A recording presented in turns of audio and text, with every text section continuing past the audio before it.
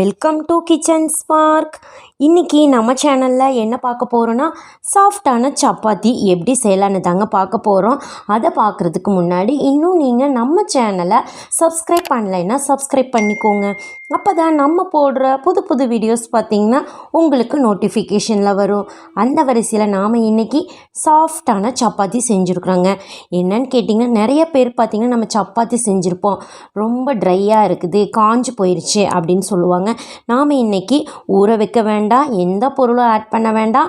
ஆனால் பார்த்திங்கன்னா சப்பாத்தி மட்டும் சாஃப்டாக இருக்க போகுது. அந்த சீக்ரெட் என்னன்னு பார்க்கலாம் வாங்க. பாருங்கள், இந்த மாதிரி நம்ம ஒரு பவுல் எடுத்திருக்கோம். பவுல் வந்து நீங்கள் பாருங்கள், 2 கப்பு வந்து நம்ம கோதுமை மாவு எடுத்துருக்குறோம். அந்த பவுலில் 2 கப் அளவுக்கு நான் மெஷர்மெண்ட் சொல்கிறேன், பார்த்துக்குங்க. 1 டீஸ்பூன் பார்த்திங்கன்னா ஆயிலுங்க. நம்ம வீட்டுக்கு சமையலுக்கு என்ன ஆயில் யூஸ் பண்ணுவோமோ அந்த ஆயிலு. தேவையான அளவு உப்புங்க. இதையும் நல்லா மிக்ஸ் பண்ணி விட்டுறலாம். கொஞ்சம் மிக்ஸ் பண்ணி விட்டுட்டு நம்ம வந்து இப்போ என்ன பண்ண போகிறோன்னு கேட்டிங்கன்னா, நான் தண்ணி வந்து கொதிக்க வச்சுருக்குறேங்க. தண்ணி ஆல்ரெடி நல்லா சூடாகி இருக்குது பாருங்கள், நல்லா சுடு தண்ணி பார்த்தாவே தெரியுது உங்களுக்கு. 1 கப் எடுத்துருக்குறேன். ஒரு அரை கப் அளவுக்கு ஊற்றி நம்ம மிக்ஸ் பண்ணி விட்டுறலாம். பாருங்கள், கையே தொட முடியல, தண்ணி நல்லா சூடாகவே இருக்குது. இந்த மாதிரி நான் விஸ்க் வச்சு கலந்து விட்டுறேன். கொஞ்சம் கலந்து விட்டதுக்கப்புறம் பார்த்திங்கன்னா சூடு குறைஞ்சிரும் உங்களுக்கு மாவில். ஸோ பாருங்கள், இந்த மாதிரி நான் கலந்து விட்டதுக்கப்புறம் இவ்வளோ கெட்டியாக இருக்குது. அரை கப்பு தான் நம்ம தண்ணி ஊற்றுறோம். மீதி இருக்கிற அரை கப் தண்ணியும் நான் இதில் ஆட் பண்ணிக்கிறேன். பாருங்கள், ஆட் பண்ணியாச்சு. இப்போ நாம் மாவை பிசைஞ்சிக்கலாம். இப்போ வந்து நான் 2 கப்புக்கு பார்த்திங்கன்னா 1 கப் அளவு நம்ம தண்ணி எடுத்துருக்கோம். பாருங்கள் எவ்வளோ சாஃப்டாக இருக்குதுன்னு நான் காட்டுறேன் பாருங்கள். நம்ம ஊற வைக்கவே இல்லை. பாருங்கள் எவ்வளோ சாஃப்டாக இருக்குது பாருங்கள் மாவு. இந்த மாதிரி நல்லா சுடு தண்ணி ஊற்றி நம்ம சொன்ன செய்முறையில் பிணைஞ்சால் மாவு நல்லாவே சாஃப்டாக இருக்குதுங்க. இது வந்து நீங்கள் இப்போவே நம்ம வந்து சப்பாத்தி செய்ய போகிறோம், அது எவ்வளோ சாஃப்டாக இருக்குதுங்கிறதும் பார்த்துடலாம். நீங்கள் இந்த உருண்டை பிடிக்கிறப்ப மட்டும் கொஞ்சம் உருண்டை சின்ன உருண்டையாக நம்ம எடுத்துக்கலாங்க. ஏன்னு நான் பின்னாடி சொல்கிறேன் உங்களுக்கு. பாருங்கள், இந்த மாதிரி நான் சின்ன உருண்டை எல்லா மாவும் நான் உருண்டை பிடிச்சி வச்சுக்கிறேன். பாருங்கள், உருண்டை பிடிச்சாச்சு. எல்லா உருண்டையும் பிடிச்சாச்சு.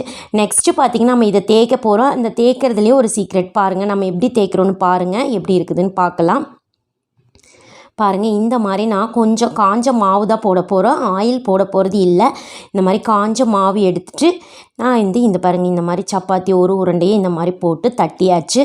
இன்னொரு உருண்டையும் எடுத்துக்கிறோங்க. அதையும் இது மேலே வச்சு நம்ம தட்டிக்க போகிறோம். பாருங்கள், இப்போ பார்த்திங்கன்னா நல்லா தேய்ச்சி விட்றலாங்க. ஆயிலே யூஸ் பண்ணலை, நம்ம வர மாவு மட்டும்தான் போட்டிருக்கோம். நல்லா நைஸாக தேய்ச்சிருங்க. பின்னாடி இந்த ஓரங்கள் அது மாதிரி இந்த மாதிரி தேய்ச்சி விட்ருங்க. நல்லா சாஃப்டாக கிடைக்கும் உங்களுக்கு. பாருங்கள், நல்லா தேய்ச்சாச்சு. இதே மாதிரி தாங்க நம்ம இருக்கிற மாவு எல்லாமே தேய்ச்சி எடுத்துக்க போகிறோம். ஆயில் போடுறது இல்லை, வர மாவு மட்டும்தான் போட்டு தேய்ச்சி எடுத்துக்க போகிறோம். பாருங்கள், இந்த மாதிரி இன்னொரு உருண்டை எடுத்துட்டோம். இதையும் மேலே வச்சுக்கிறோம். இதனால தான் நான் குட்டி குட்டி உருண்டையாக உங்களை எப்படிங்கன்னு சொன்னேன்.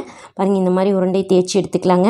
நம்ம ட்ராவல் பண்ணுறப்ப பார்த்திங்கன்னா 2 நாளைக்கு கூட இந்த சப்பாத்தி உங்களுக்கு கெடவும் செய்யாதுங்க. ஏன்னு கேட்டிங்கன்னா நம்ம ஆயிலெல்லாம் போட்டு தேய்ச்சிக்கல.